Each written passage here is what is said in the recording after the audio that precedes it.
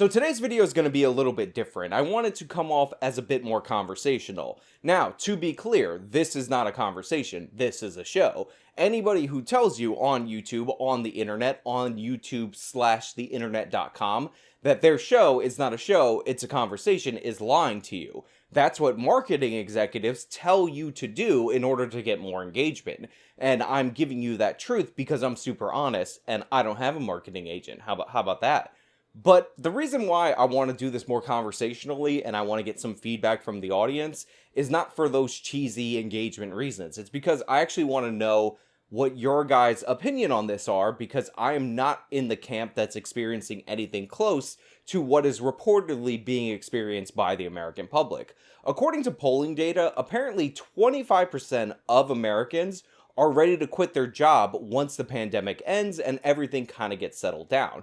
Now, they're not just quitting outright. A lot of them are looking for different career paths, etc., but it's still a lot. Now, part of this can be attributed to people who got used to the work from home lifestyle and people who realized when something that was completely out of control uprooted their lives, that they weren't doing what they wanted to be doing. And we're going to talk about other reasons why, but I do got to go to the sponsor, Noble Gold. They do make this video possible, so let's run that spot and we'll get right back to it. Inflation isn't something that we've heard about for a long time in this country. Yet last month, the inflation rate in the United States of America reached its highest point in 29 years. That's a huge problem for us in terms of buying food or gasoline. However, it's an even bigger problem if you're planning on retiring anytime soon. Right now, you need to put up an inflation dam in order to preserve the value of your savings and your investments.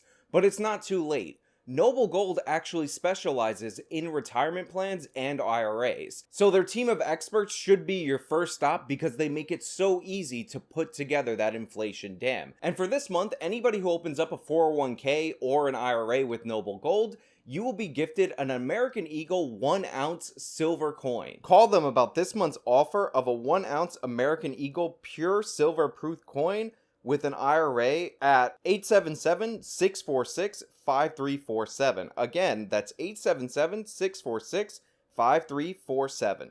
Now, before we delve into the why, let's go into the alleged numbers. And the reason I'm giving alleged numbers is because, again, this is polling data, and as we've gone over multiple different times on this channel, typically top-line polling data and what gets into a headline isn't really all that accurate. But according to Prudential's polling of workers, about 26% of workers are looking for a change in career path. This is higher amongst millennials at around 34%. Of the people that are looking to change career path, 80% of them appear to be concerned about career growth, and 78% of them say that it is the pandemic that made them rethink their skill set. And a lot of this is in the higher end skill sets, although there is spread around in lower end fields. For example, there is a strong desire amongst many Americans to work from home, or at least do some kind of hybrid work where they don't come into the office as much, even after the pandemic. And one of the things about the technological state of the United States of America during the course of this pandemic that we discovered and helped a lot of people get through it was the fact that we have the technology to support people's ability to work remotely. Now, despite the fact that it appears to be the overwhelming preference of people who got to work remotely to either do this hybrid or work from home completely as they were doing during the course of the pandemic, there is a belief among nearly half of these workers that it will be easier for them to get fired and they'll actually have less job security if they decide to remain working from home. Now, on top of that, there appears to be a gender divide between men and women. Men feel more optimistic about their careers post-pandemic than women tend to feel, but we always knew that women felt less financially secure in survey after survey than men do, even if women have equivalent or higher savings than their male counterparts. Also, one of the reasons why men might feel more secure financially post-pandemic is because it seems like men are more likely to want to return to the office than women, which is interesting because women seem to be more social overall. However, it appears to be that people feel like they're getting a better grip on their home-work balance, and this is especially true for females in the workplace. So the Great Resignation might actually be in part the Great Domestication, as in women embracing a more domestic home life. So those are the overall raw numbers, and I wanted to get them out of the way up front because this story is about the numbers, but at the same time it isn't about the numbers. It's about how people are responding to this post-pandemic scenario, and a lot of those post-pandemic responses were actually responses during the pandemic. A lot of these workers that wanted to work from home and realized that they could work from home realized that they didn't necessarily need to live in their left-leaning, overpriced areas in order to do so. This is one of the reasons why certain areas in the country are experiencing higher than normal demand for real estate, which is jacking up the prices nationwide. Now, we already covered what's behind the price increases of real estate, and it's not evil corporations buying up all the single-family homes in order to make a rentier class. I debunked that in that previous video that will be linked in the description and in the iCard, which I think it's over there. But it's actually a real thing that people have moved out and they've essentially started new lives, and these people are willing to accept lower pay as long as they can stay. And financially, it actually makes a lot of sense if you move from Silicon Valley to somewhere in Texas to take some level of lower pay in order for you to stay there, because you're not paying state income tax. Your cost of living is significantly lower than one of the wealthiest cities in the entire country. So while those stories of people who found themselves being happier, being at home more, and they actually went out and found their greener pastures kind of warm my heart, there's also the other end of the spectrum, and that is this idea that people were really unhappy in their workplace. Now, a lot of lefties jumped on this. They're like, Americans hate their jobs, and now they get to have the option to not go to work, and it's great, and this will lead to the communist revolution, alienation, worker exploitation, blah, blah, blah, blah. We're just gonna set those people aside. We're gonna put them in a bin. By the way, bin in the UK is another word for garbage. We're gonna put them in the garbage where all those commies belong. But it is actually sad that people weren't having a good time at work. They weren't feeling fulfilled by their jobs. And for me, I can't really criticize people who are in that position because I have the best job ever.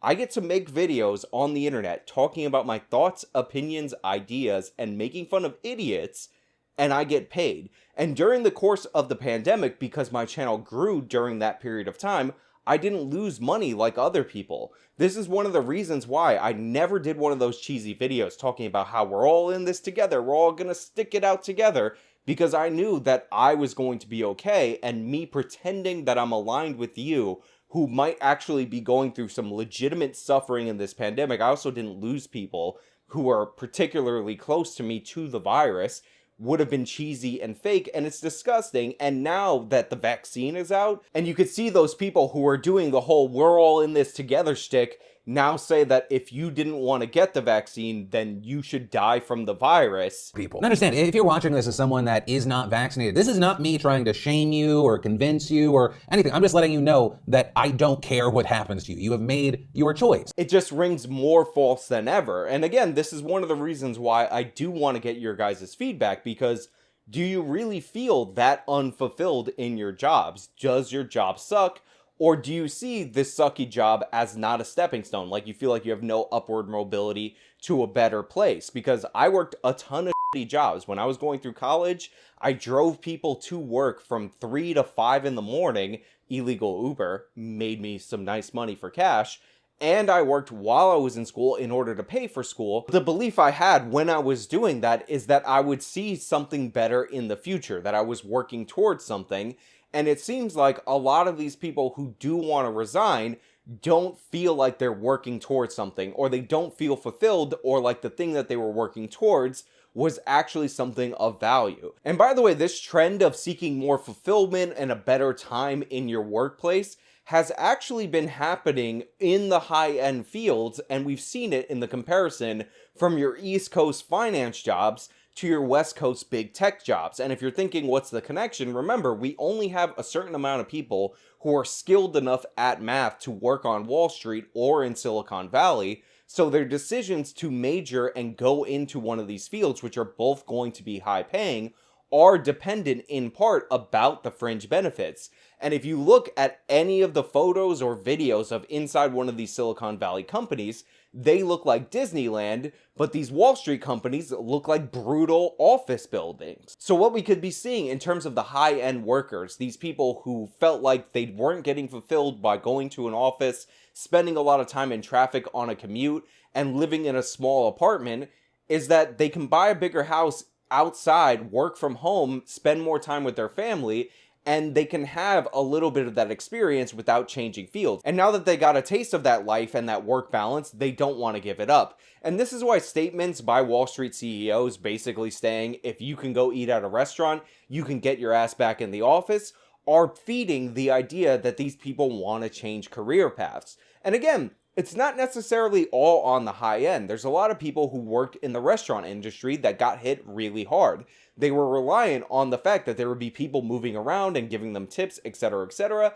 And now, when that is not an option, they've taken this time to reassess what skills they have and maybe pursue education or a trade or something that seems like it would be more stable when you get into a situation where the government deems stuff non-essential and cuts you off. Now look, I don't want to overstate this. I'm not somebody who believes that this 25% of workers surveyed are actually going to resign from their positions. I just don't think that's going to happen. Even if people quit and they start to pursue an industry that they're passionate about, they might realize it's not all that it's cracked up to be, and every job has downsides, and they'll end up right back in their career field.